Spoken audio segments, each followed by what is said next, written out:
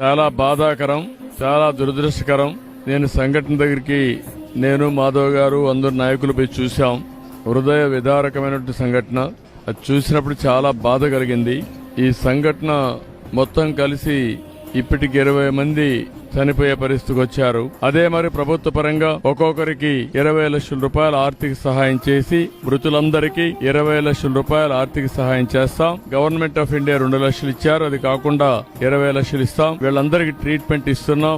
ఎవరైతే ఈ రోజు ఇంజూర్ అయ్యారో వాళ్ళ పరిస్థితిని బట్టి వాళ్ళని ఆదుకుంటాం. ఎవరైతే వీళ్ళల్లో కొంతమంది చిన్న పిల్లలున్నారు, చదువుకోలేని పరిస్థితి కూడా ఉంది, వాళ్ళందరినీ చదివించే బాధ్యత రెసిడెన్షియల్ స్కూల్స్ లో పెట్టి ప్రభుత్వం తీసుకుంటాం. ఈ పేదవాళ్ళు ఎవరైతే ఉన్నారో చనిపోయారో వాళ్ళకి ఇళ్లు లేకపోతే ఇళ్లు కూడా కట్టించి వాళ్ళని ఆదుకునే కార్యక్రమాన్ని కూడా శ్రీకారం చుడతాం. కుటుంబాలను ఆదుకుంటాం. దోషుల్ని కఠినంగా శిక్షిస్తాం. ల్యాప్సెస్ అన్ని పునరావృతం కాకుండా ఫర్మ్ గా యాక్ట్ చేసి అన్ని విధాలా ముందుకు పోతామని చెప్పి తెలియజేసుకుంటూ నేను ఆ కుటుంబ సభ్యులు తేలేం గాని ఆ కుటుంబాలను ఆదుకోవడానికి అన్ని విధాలా సహకరిస్తాం. ఎవరైతే చనిపోయారో ఆ కుటుంబ సభ్యులకు నా ప్రగాఢ సానుభూతి తెలియజేసుకుంటూ చనిపోయిన వారందరూ కూడా ఆత్మశాంతి కలగాలని భగవంతుని ప్రార్థిస్తూ సెలవు తీసుకుంటున్నాను.